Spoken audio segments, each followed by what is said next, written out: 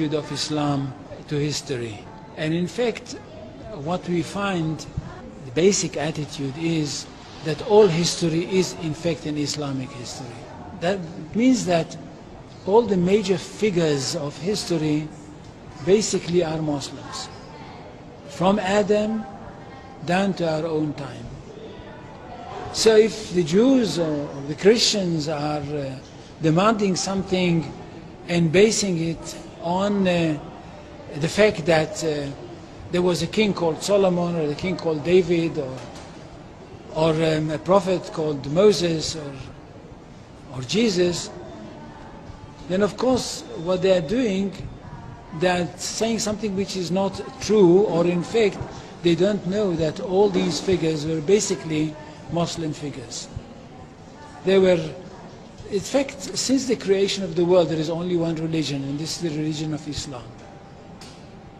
So if anybody says, look, there is a place which is connected with Solomon, and that's the place where the Temple of Solomon stood, a true Muslim would tell you, yes, absolutely right, but don't forget that Solomon was a Muslim, and David was a Muslim, and Abraham was a Muslim, and Isaac was a Muslim, and Jesus was a Muslim. And this is what I mean by the Islamization of history.